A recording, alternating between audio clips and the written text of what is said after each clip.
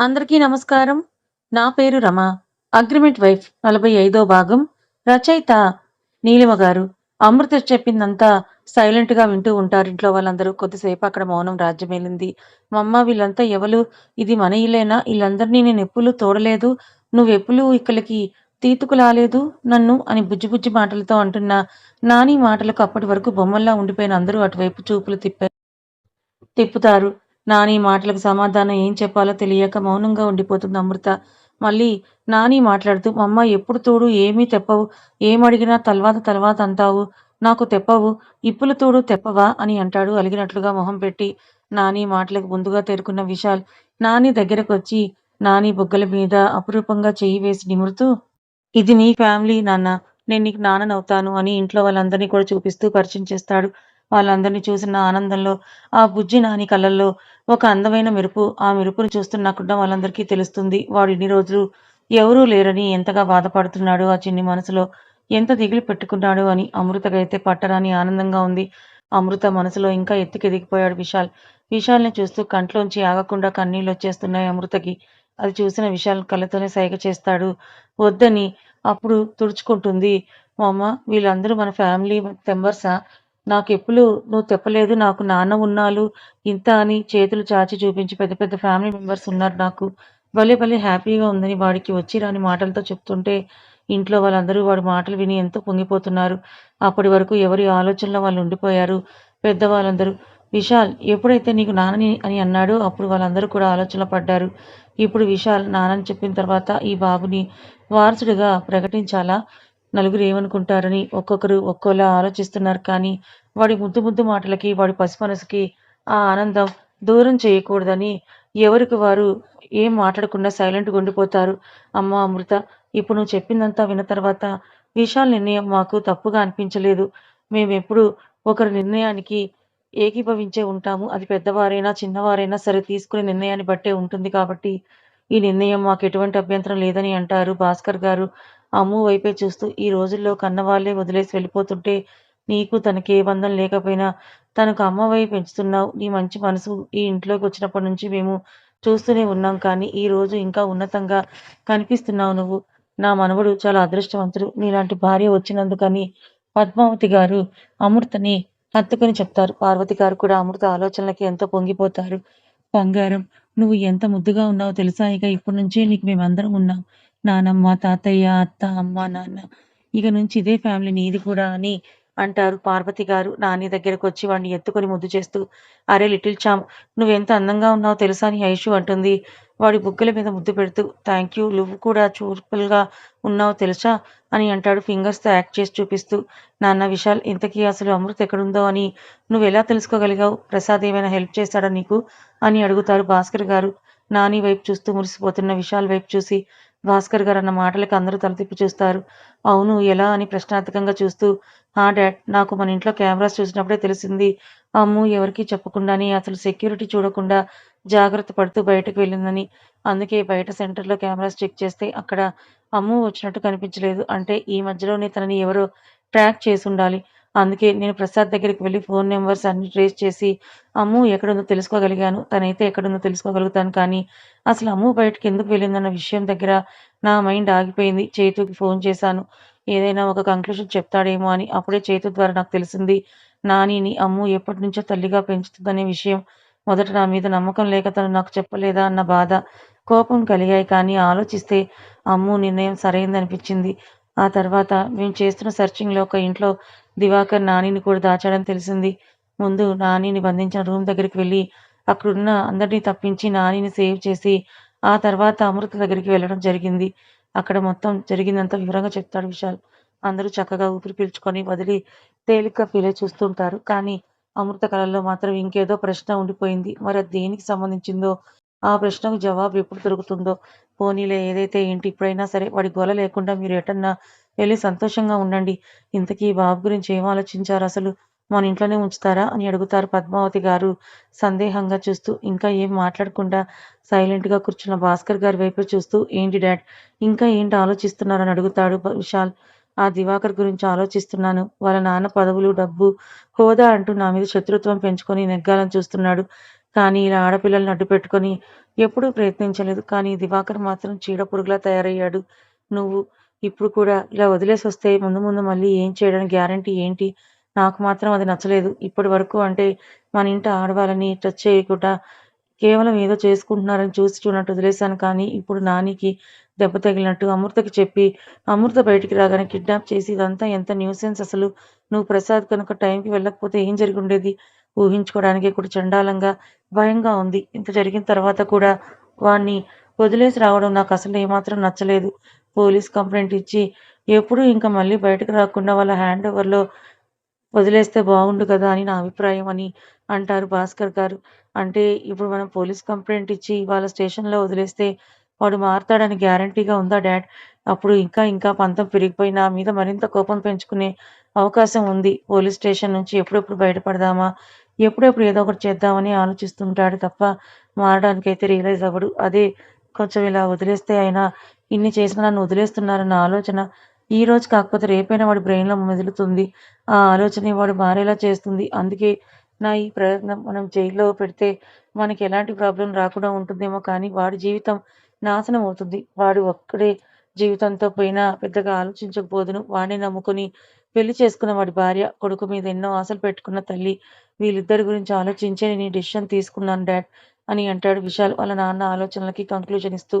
నువ్వు ఎప్పుడూ చాలా ఉన్నతంగానే ఆలోచిస్తావు మనవడా. ఇదే నీలో నాకు నచ్చిందని విశాల్ భుజం తడుతూ అంటారు వాళ్ళ తాతగారు. అవును. మరి వీడికి అది నా కొడుకు బుద్ధులే వచ్చాయని అంటారు పద్మావతి గారు. వాళ్ళందరి మాటల్లో ఒకరి భుజం మీద ఒకరు చెయ్యి వేస్తే నవ్వుకుంటున్న విధానాన్ని మూర్ఖంగా చూస్తూ ఉండిపోతాడు నాని. ఏంటి నాన్న అలా చూస్తున్నావని అడుగుతారు పార్వతి గారు. నాని గడ్డం మీద చెయ్యి వేసి, వీళ్ళందరూ ఎప్పుడూ ఇలాగే ఉంటారా? నాకు చాలా బాగా నచ్చిందని చేత్తో సింబల్ పెట్టి మరి చూపిస్తూ అంటాడు. వాడి చిన్ని మనసులో ఇలాంటి బంధాల గురించి, బంధుత్వాల గురించి ఉన్న ఆలోచనలకి వాళ్ళు మురిసిపోవడమే కాకుండా వాడికి ఆ బంధాలు అన్నీ దూరమైనందుకు బాధగా కూడా ఉంటుంది. వాళ్ళందరినీ చూసి మురిసిపోతూ పార్వతి గారితో నాని అంటున్న మాటలు విని ఉన్న విశాల్ మైండ్‌లో ఒక ఆలోచనొస్తుంది. కాకపోతే ఆ ఆలోచన ఎంతవరకు ఫలిస్తుందనేది కరెక్ట్‌గా కాదా అని మొత్తం అనలైజ్ చేసే వరకు అందరితో చెప్పకూడదని అనుకుంటాడు. నానిని చూసి ముద్దు చేస్తుంటే మీకు కడుపు నిండుతుందేమో కానీ వాడికి కడుపు నిండదు కదా! తీసుకెళ్ళి ఏమైనా పెట్టండని అంటారు భాస్కర్ గారు పార్వతి గారి వైపు నవ్వుతూ చూస్తూ. అబ్బబ్బా! మనవడికేమో గాని మీ తాతగారికి ఆకలి వేసేస్తున్నట్టుందిరా! అందుకే నీ పేరు చెప్పి ఆయన ఇండైరెక్ట్‌గా పెట్టమని అడుగుతున్నారు అని చిన్నగా నవ్వుతూ అంటారు పార్వతి గారు. నాని వైపు చూసి మాట్లాడుతూనే ఓరగా భాస్కర్ గారి వైపు చూస్తూ పోనీలే అలాగే అనుకో ఉదయం నుంచి నా కోడలు కనిపించక కడుపు నిండా తినలేదు. ఇప్పుడు నా అమ్ము తల్లి కనిపించింది కాబట్టి, అందులో బోనస్‌గా మనవడు కూడా వచ్చాడు కాబట్టి ఇప్పుడు మరింత ఆనందంగా ఉంది. ఆ ఆనందంలో ఎక్కువ తినాలనిపిస్తోంది. అలాగే అనుకోని భోజనాలు వడ్డించబోయి శ్రీమతి గారు అని ఆవిడ భుజాన్ని అతని భుజంతో ఢీ కొడుతూ అంటారు భాస్కర్ గారు. ఎక్కడ ఏం చేయాలో కూడా మీకు తెలియదని గొనుక్కుంటూ అక్కడి నుంచి వంటగదిలోకి వెళ్ళిపోతారు పార్వతి గారు. అక్కడ ఉన్న అందరి మొహంలో ఒక అందమైన చిరునవ్వు విరబూస్తుంది. అదేంటి ఇంకా ఉందామంటే అలా తీసుకొనొచ్చేశావు? ఎప్పుడు నీ ఇష్టమేనా? నాకంటూ ఇష్టాలుండవా? నా ఇష్టాన్ని నువ్వు పట్టించుకోవా? అని మూగమూతి పెట్టుకొని చిరుకోపంగా అంటుంది సుప్రజ. పక్కనే ఉన్న కృష్ణ వైపే కాల్చేసేలా చూస్తూ, హలో మేడం కాస్త గుర్తుకు తెచ్చుకోండి. వెళ్ళేటప్పుడు ఏమో ఇక్కడికి ఎందుకు తీసుకొనొచ్చావని అడుగుతూ ఉన్నారు. ఎంత కష్టంగా లోపలికొచ్చాం. నాతో పాటు అని అంటాడు కృష్ణ. తన వైపు చూడకుండా కార్ స్టీరింగ్‌ని తిప్పుతూ, ఏదో 100 అంటాం బాబు అన్నీ పట్టించుకోకూడదు. ఇందాకేమో వెళ్ళాలనిపించలేదు. ఇప్పుడేమో రావాలనిపించట్లేదు అని అంటుంది తన ఆలోచనలకి తనకే నవ్వొచ్చి నాలుక కరుచుకుంటూ. అందుకే పవన్ కళ్యాణ్ గారు ఎప్పుడో చెప్పారు. ఆడవారి మాటలకు అర్థాలే ఉండవులే అని. అది ఎప్పటికప్పుడు నిజమని నిరూపిస్తూ ఉంటారు మీలాంటి అమ్మాయిలందరూ అని వెటకారంగా అంటాడు కృష్ణ వస్తున్న నవ్వుని బలవంతంగా పెదాల మాటున దాచేస్తూ. అంటే ఏంటి అర్థం? ఇప్పుడు నేను అబద్ధం చెప్పానన్నా, లేకపోతే నా మాటలో అర్థం లేవనా? మీరే అన్నీ అర్థం లేని పనులు చేస్తారని తిరిగి కయ్యమనరుస్తూ అంటుంది సుప్రజ. కృష్ణతో గొడవపడి బిజీలో ఉన్న సుప్రజ అసలెక్కడికి తీసుకువెళ్తున్నాడో కూడా గమనించుకోలేదు. ఆమె కోపాన్ని ఎంజాయ్ చేస్తూ, ఆమెతో ప్రయాణాన్ని ఆనందంగా సాగిస్తూ, తనతో గొడవలు, ముచ్చట్లు పెడుతూనే వాళ్ళు వెళ్ళాల్సిన డెస్టినీకి చేరుకుంటారు కృష్ణ, సుప్రజ కూడా. కారు ఆగగానే అతని మీద నుంచి చూపులు పక్కకు తిప్పిన సుప్రజ కళ్ళు ఆశ్చర్యంతో పెద్దవవుతాయి. వావ్! బ్యూటిఫుల్ ప్లేస్ అని అప్రయత్నంగా తన పెదవుల నుంచి వచ్చిన పలుకులు. ఇలా చూస్తూనే కూర్చుంటావా? లేకపోతే దిగేదేమైనా ఉందా? అన్న కృష్ణ మాటలకు అతని వైపు చూస్తూ సీట్ బెల్ట్ తీసి కారు దిగుతుంది. సిటీ ఔట్‌స్కట్‌లో విశాలమైన ఓపెన్ ప్లేస్ అది. చుట్టూ ఎర్రటి ఎలాంటి అలకడి లేకుండా కళ్ళకు ఇంపుగా కనిపించే చిన్న చిన్న లైట్స్‌తో మొత్తం డెకరేషన్ ఉంది. లైట్స్, డెకరేషన్ కింద చక్కగా పువ్వుల డెకరేషన్, రెడ్ రోజెస్, చామంతి ఇంకా కొన్ని కొన్ని ఫ్లవర్స్ మంచిగా డెకరేషన్స్ చేసి అందంగా కనిపిస్తుంది. వాటిని చూస్తుంటే ఎలాంటి వాళ్ళకైనా సరే చిరాకు, అసహనం అన్నీ పోయి ప్రశాంతత వచ్చి చేరుతుంది. అలా ఉంది అక్కడ డెకరేషన్ గ్రాండ్‌గా కాకపోయినా మనసుకి ఒకరి కళ్ళకి నచ్చే విధంగా ఉంది. వావ్! Krishna it's amazing. ఏంటి ఇప్పుడు ఏమైనా స్పెషల్ ఉందా ఇక్కడ అని అడుగుతుంది చిరునవ్వుతో చూస్తూ. ఆమె కళ్ళల్లో మెరుపు, ఆమె పెదవుల్లో ఆనందం స్పష్టంగా కనిపిస్తుంటే తన వైపే తదేకంగా చూస్తుండిపోతాడు కృష్ణ. ఆమె అడిగిన ప్రశ్నకి సమాధానం కూడా చెప్పకుండా అసలు విన్నాడో లేదో కూడా తెలీదు. అతడి నుంచి ఎటువంటి ప్రతిస్పందన లేకపోయేసరికి కృష్ణ నిన్నే వింటున్నావా? ఇక్కడ ఏమైనా స్పెషల్ ఉందా? అని అడుగుతుంది. అతని చేతి మీద తట్టి పిలుస్తూ చెప్తాను. ముందైతే ఈ డెకరేషన్ అంతా నీకు నచ్చింది కదా? అని అడుగుతాడు తన కళ్ళల్లోకి అపురూపంగా చూస్తూ. నచ్చిందా ఏంటి? చాలా అంటే చాలా బావుందని అంటుంది. చిన్న పిల్లలా మురిసిపోతూ. రా చెప్తానని చెప్పి తనని అక్కడే ఆ డెకరేషన్ ఒక రూమ్‌లా డెకరేషన్ చేసి చుట్టూ వైట్ క్లాత్ పెట్టి దానికి లైటింగ్ చుట్టి సెట్టింగ్ చేసి, ఆ క్లాత్ చుట్టూనే పువ్వుల దండతో ఫ్లవర్ డెకరేషన్ చేసి ఒక రూమ్‌లో అరేంజ్ చేసుంటుంది. ఆమె చెయ్యి పట్టుకొని అక్కడ తీసుకొని వెళ్లి, అక్కడ ఉన్న ఒక బెంచ్ మీద కూర్చోబెడతాడు సుప్రజని. తన పక్కన కూర్చొని ఆమె భుజాల చుట్టూ ఒక చెయ్యి వేసి, ఇంకో చేత్తో ఆమె చేతిని పట్టుకొని, "ఉదయం చెప్పావు కదా! నువ్వేదైనా లోన్లీ ప్లేస్‌కి వెళ్ళాలని, మనసు ప్రశాంతంగా ఉండాలని అడిగావు కదా! అందుకే ఇక్కడికి తీసుకొనొచ్చాను" అని అంటాడు. ఆమె కళ్ళల్లోకే సూటిగా చూస్తూ, "ఉదయం నేనడిగినప్పుడు తీసుకొని వెళ్ళకుండా, ఇప్పుడు తీసుకొచ్చాడేంటి?" అని నువ్వనుకుంటున్నావు కదా! ఉదయం మనకి ఇంత పీస్‌ఫుల్‌గా ఉండదు. ఇప్పుడు నైట్ టైమ్ అనుకో, అది కూడా లేట్ నైట్ అయితే ఎవరు ఉండరు. పర్టిక్యులర్‌గా మనకంటూ ఒక స్పేస్ దొరుకుతుంది. ఇప్పుడు నార్మల్‌గా రూమ్స్‌లో, ప్రైవేట్ రూమ్స్‌లో, బుకింగ్ రూమ్స్‌లో అంటే స్పేస్ ఉంటుంది. బట్ మనం కోరుకునే ప్రశాంతత ఉండదు. అలా కాకుండా నువ్వు కోరుకునే ప్రశాంతత కావాలంటే ఇలాంటి ప్లేసెస్ అయితేనే కరెక్ట్‌గా ఉంటుందని కానీ ఇదే ప్లేస్ ఉదయం అయితే అస్సలు ఇప్పుడు ఉన్న ఫీలింగ్ ఉంటుందా చెప్పు? అందుకే ఉదయం నీ మూడ్ డైవర్ట్ చేయాలని ఇక్కడికి తీసుకొని వెళ్ళాను. ఇప్పుడు నువ్వు కోరుకున్న ప్లేస్‌కి తీసుకొనొచ్చాను. హ్యాపీయేనా? అని అడుగుతాడు తనకి మొత్తం వివరంగా చెప్తూ. నిజంగా ఆలోచిస్తే కృష్ణ చెప్పినవన్నీ కరెక్ట్‌గానే అనిపించింది తనకి కూడా. ఇప్పుడు ఈ లైటింగ్ వెలుతురులో ఉన్న ప్రశాంతత, ఆనందం, ఆశ్చర్యం ఇవన్నీ ఉదయం ఉంటాయా? ఉండవు కానీ తను ఇవేమీ ఆలోచించకుండా అతని మీద కోప్పడింది, చిరాకు పడింది. అది గుర్తుకొస్తుంటే ఆమెకు చిన్న గిల్టీ ఫీలింగొస్తుంది. నువ్వేం గిల్టీగా ఫీలవ్వాల్సిన అవసరం లేదు. నన్ను కోప్పడ్డానికి, నా మీద అరవడానికి నీకు ఆ హక్కుంది. So, feel free. ఓకే అని అంటాడు చిన్నగా నవ్వుతూ. ఆమె మనసు చదివిన వాడిలా తన ఫీలింగ్స్‌ని అర్థం చేసుకుంటూ అతడు చెప్పిన మాటకి ఇంకా ఆశ్చర్యపోతుంది. నేను మనసులో అనుకున్నవన్నీ కూడా కృష్ణకి ఇంత తొందరగా తెలుస్తున్నాయా? ఇదేనా ప్రేమంటే అని తనకి తానే ప్రశ్నించుకుంటుంది. కానీ, ఆ ప్రశ్నకు సమాధానం తనకి క్లారిటీ రావట్లేదు. క్రిష్ నీతో మాట్లాడాలని అంటుంది సుప్రజ. అతని వైపు చూడాలంటేనే ఏదోలా అనిపించి, అసలు మాట బయటికి రాను అంటున్న బలవంతంగా గొంతుని పెగిల్చుకొని, ఏమన్నావు నువ్వు? క్రిష్ అన్నావా? ఏంటి కొత్త పిలుపని అడుగుతాడు కృష్ణ ఆశ్చర్యంగా ఫీలవుతూ. ఇక నుంచి నేను నిన్ను క్రిష్ అనే పిలవాలనుకుంటున్నానని అంటుంది అతని కళ్ళల్లోకే ప్రేమగా చూస్తూ. వావ్! ఏంటి ఈరోజు ఇన్ని అద్భుతాలు ఏదో గట్టిగా కొట్టేటట్టే ఉన్నావు నువ్వు అంటారు. ఊహించినవి జరుగుతూ ఉంటే మనం ఊహించింది ఏదో జరిగిపోతుందని. ఇలాగే నువ్వు ఉదయం నుంచి ఇస్తున్న షాకులకి నా గుండె తట్టుకోలేకపోతోంది. కొంచెం గ్యాప్ ఇవ్వవే తల్లి అని అతడి గుండెల మీద చేతుల మీద వేసుకొని సూటిగా అంటాడు కృష్ణ. నిన్ను నా ఫీలింగ్స్ నీకు చెప్తుంటే నీకు వెటకారంగా ఉందా? కదా! నేను చెప్పను నీ గుండె దగ్గర నీ భద్రంగా దాచుకో అని మూతి బిగించి ముద్దుగా అంటూ మీదకి లెగుస్తుంది. అడుగు ముందుకు వేద్దామని కాళ్ళు కదిపేలోపే ఆమె చేతిని పట్టుకొని బలంగా లాగేసరికి వెళ్లి అతని ఒళ్ళో పడిపోతుంది. ఎక్కడ పడిపోతానేమో అని భయపడి ఆమె చేతులతో అతని షర్ట్ పిడికిల్లో బంధిస్తుంది. ఆమె అతని ఒడిలోకి వచ్చిన మరుక్షణం పడిపోకుండా అతని 2 చేతులు ఆమె నడుము చుట్టూ బిగుసుకుంటాయి. జస్ట్ సెకండ్స్‌లో జరిగిన ఈ హఠాత్ పరిణామానికి షాక్ అయిపోతుంది సుప్రజ. తను ఆ షాక్‌లో ఉండగానే అతడు ఆమె నడుము మీద చేయి వేసి చేతుల స్పర్శకి షేక్ అయిపోతుంది. కృష్ణ ఇలా చేస్తాడని అసలేమాత్రం ఊహించని సర్పజ షాక్‌లోకి వెళ్ళిపోతుంది. అతని ఒడిలో పూర్తిగా వాలిపోయిన ఆమె నడుము చుట్టూ చేతులు వేసి బిగించి పట్టుకొని ఆమె కళ్ళలోకి చూస్తుండిపోతాడు కృష్ణ. ఆమె కూడా షాక్‌లో ఉండడం వలన అతడి మీద ప్రేమ వలనో లేవాలని కూడా అనుకోకుండా అలా అతని కళ్ళల్లోకే చూస్తూ ఉండిపోతుంది. ఇద్దరూ వారి వారి లోకంలో ఉండిపోయారు. వాళ్ళిద్దరూ మౌనంగా ఉన్నా వాళ్ళ మనసులు ఎన్నో ఊసులు చెప్పుకుంటున్నాయి. వాళ్ళిద్దరి కళ్ళల్లో ప్రేమ నింపుకొని ఒకరికొకరు చూసుకోవడం వల్ల ఆ కళ్ళు 2 ప్రేమ భాషలు మాట్లాడుకుంటున్నాయి. ఇరువురి పెదవులు అదురుతున్నాయి. క్షణాలు, నిమిషాలు ఇలా గడుస్తున్నా లేవాలన్న ఆలోచన సుప్రజకి రాలేదు. అతడి చేతులు ఆమె నడుముని కలుస్తూ ఉంటే ఆమె తనువులో ఒక తీయని పులకింత. ఆ పులకింత ఇంతకు ముందు ఎవరూ రుచి చూడనిది. అతడు కూడా ఇంతకు ముందు ఎప్పుడూ ఒక అమ్మాయితో ఎంత దగ్గరగా వచ్చినా చనువుగా ఉన్న సన్నివేశం కృష్ణకు కూడా ఎదురుపడలేదు. అతని మనసును దోచుకున్న చెలి ఇప్పుడు అతని ఒడిలో సాన్నిహిత్యంలో కానీ మైమరిచిపోయే ఫీలింగ్ ఎంజాయ్ చేస్తున్నాడు కృష్ణ. యవ్వనం ముందుకు వెళ్ళమని పోరు పెడుతుంటే బుద్ధేమో వద్దని మందగిస్తోంది.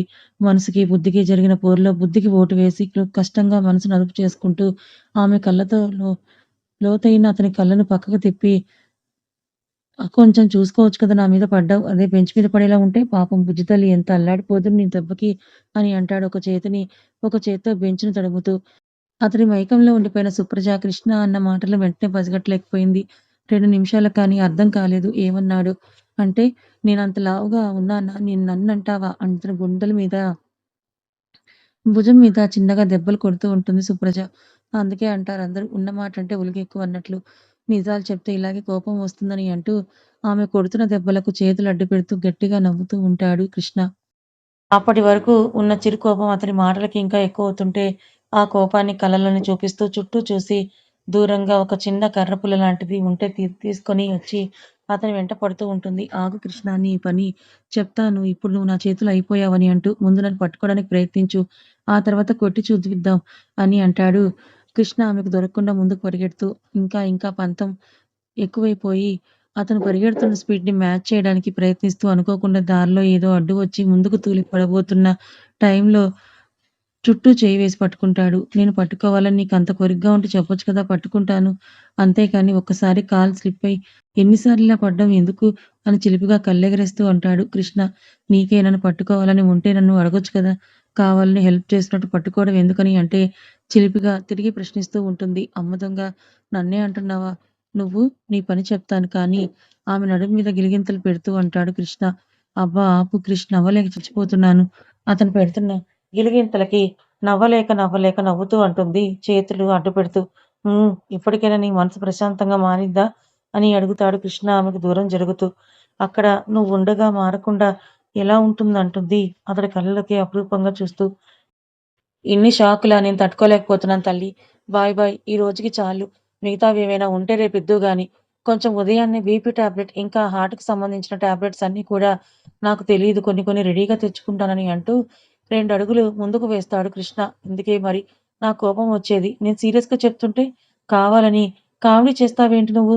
నీ కుళ్ళు జోకులు నాకేం నవ్వు రావట్లేదని మూతి 30 వంకర్లు తిప్పుతూ అలిగినట్టుగా మొహం పెట్టి వెళ్ళి బెంచ్ మీద కూర్చుంటుంది బుద్ధిగా. అరె! అమ్మాయి గారికి కోపం వచ్చింది.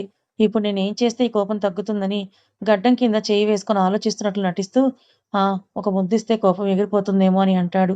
దెబ్బకి ఉలిక్కిపడి చూస్తోంది. సడెన్‌గా అలాంటి మాట అతనే అన్నాడా? లేకపోతే ఆమె పొరపాటుగా విన్నదా అని ఆలోచిస్తూ ఆమె ఉడుకుపాటుకి మనసులో నేను చిన్నగా నవ్వుకుంటూ మళ్ళీ ఏం తెలియనట్లుగా గడ్డం కింద చేయి పెట్టుకొని ఏం చెయ్యాలని అంటాడు. ఇదేంటి అంటే ఇందాక ఆ మాట అనలేదా? మరి నాకు ఎలా వినిపించిద్ది? అని తనలో తనే అనుకుంటూ ఆలోచిస్తూ ఉంటుంది సుప్రజ. తింగరి పిల్ల, నువ్వన్నావా అని నన్నడగకుండా ఎలా ఆలోచిస్తుందో అందుకే నిన్ననేది అని చిన్న పిల్లల చేష్టలే అని బయటికి మాత్రం గడుసుదానిలా కనిపిస్తావు. దెయ్యానిదానిలా ప్రవర్తిస్తావు. కానీ చిన్న పిల్లల మనస్తత్వం నీది. అందుకేనేమో మా విశాల్ గాడు నటించమని చెప్పినా నేను నిజంగానే ప్రేమలో పడిపోయానని ఆమెనే చూస్తూ మనసులో అనుకుంటాడు కృష్ణ. ఏంటో ఇద్దరికీ ప్రేమున్నా ఇద్దరు బయటపడడం లేదు మరి. ఇది ఎంతవరకు వెళ్తుందో. ఒకవేళ వాళ్ళు చెప్పుకునే సమయం వచ్చేసరికి ఎలాంటి పరిస్థితులు ఎదురవుతాయో కాలానికే తెలియాలి. ఇంకొంచెం తిను నాన్న పర్లేదు. ఎంత సన్నగా ఉన్నావు. ఎక్కువగా తింటే బొద్దుగా, ముద్దుగా ఉంటావు. చిన్నప్పుడు మీ నాన్న కూడా చాలా లావుగా ఉండేవాడు తెలుసా అని నానికి గోరుముద్దలు తినిపిస్తూ ఉంటారు పార్వతి గారు. తాలు నానమ్మ. నా పొద్దుతిడు తిన్న పొత్తలు ఇంత ఎక్కువ బువ్వ ఎలా పడుతుంది? నువ్విందాకటి నుంచి ఒకటి ఒకటి అని బోలెడు పెట్టావని చేతులు చాపి మరి బుజ్జి బుజ్జి మాటలతో అంటాడు నాని. వాడి మాటలు ఆమెకు అర్థం కాక ఏమంటున్నాడని అడుగుతారు పార్వతి గారు పక్కనే ఉన్న అమృతని చూస్తూ. వాడిది చిన్న పొట్టంట అత్తయ్య. ఆ చిన్న పొట్టలో తక్కువ అన్నమే పడుతుంది కానీ ఎక్కువ అన్నం ఎలా పడుతుంది? మీరిందాకటి నుంచి ఒకటి ఒకటి అంటూ ఎక్కువ తినిపించేశారంట. అదే చెప్తున్నాడు వాడని నవ్వుతూ అంటుంది అమృత. ఆహా! వేలినంత లేడు చాటంత మాట్లాడుతున్నాడే బాగానే మళ్ళీ సరిగ్గా పలకడం కూడా రాదు అని వాడి వైపే కళ్ళు పెద్దవి చేసి ఆశ్చర్యంగా చూస్తూ ఉంటారు పార్వతి గారు. అవునత్తయ్య, ఇది నిజమే. ప్రతీదీ తాతులు అనుకుంటూ నత్తి నత్తిగా మాట్లాడతాడు. కానీ మాటలు మాత్రం పుష్కలంగా చెప్తాడు. చిరుకోపంగా అంటుంది అమృత నాని వైపు చూస్తూ. చాలు చాలులెండి. అత్తాకోడలిద్దరూ బాగానే చెప్తున్నారు. అంత చిన్న పిల్లాడు అలా కాక ఇంకెలా మాట్లాడతారు? ఏం మీరు మాత్రం పుట్టి పుట్టగానే మాట్లాడేసారా ఏంటి? నేర్చుకున్న వాళ్ళే గదా! అలాగే నా ముని మనవడు కూడా తొందరలోనే స్పష్టంగా మీకన్నా ఎక్కువ మాట్లాడతాడులెండి అని వాళ్ళ వైపే చూస్తూ ఉంటారు పద్మావతి గారు. నానిని దగ్గరికి రమ్మని చేతులు చాపి చూపిస్తూ వెంటనే వెళ్లి ఆవిడ ఒడిలో కూర్చుంటాడు. వాళ్ళ మాటలు వాడికి అర్థం కాక సైలెంట్‌గా వాళ్ళ వైపే చూస్తూ అబ్బో! అని అనుకుంటూ ఉండు నాన్న నీకు మంచినీళ్ళు తీసుకొనొస్తా అని పార్వతి గారు వంటగదిలోకి వెళ్ళిపోతారు. విశాల్, నానమ్మ గారు, తాతగారు ఇద్దరికీ మధ్యలో వాడిని కూర్చోబెట్టుకొని వాడితో ముచ్చట్లు చెప్తూ నవ్వుతూ ఉంటే వాళ్ళ వైపే ఆరాధనగా చూస్తూ ఉంటుంది అమృత. అసలు నేను చెప్తేనే వాళ్ళెలా ఆలోచిస్తారో అని అనుకోని భయపడే తనకి ఈరోజు నాన్నని వాళ్ళలో కలుపుకొని సొంత మనవడిలా ప్రేమగా చూసుకుంటూ ఉంటే ఆమె మనసుకి ఒక సంతృప్తి. అంతకు మించి ఆనందం. పిల్లలెలా పుట్టారనేది మనం ఆలోచించకూడదు. ఆ పిల్లల పసితనం గురించి ఆలోచించాలి. మన పెంపకంలో పిల్లలు ఎలా ఎదుగుతారో అలాగే పెంచడానికి ప్రయత్నించాలి. అంతేకాని పిల్లవాడు అక్రమ సంతానమని మనం కోప్పడితే అన్నం పుణ్యం తెలియని ఆ పసి మనసుకేం తెలుస్తుంది? ఎవరు చూసుకుంటారు? ఇలాంటి ప్రశ్నలు ఎన్నో అమృత మదిలో మెదులుతుంటే వాటికి సమాధానంగా ఈరోజు ఆ కుటుంబం నాని మీద చూపిస్తున్న ప్రేమకి మరొక్కసారి దాసోహం అయిపోతుంది. ఆ ఇంటి మనుషుల అనురాగాలకి. కథ ఇంకా ఉంది. కథ నచ్చితే లైక్ చేయండి. Thank you so much.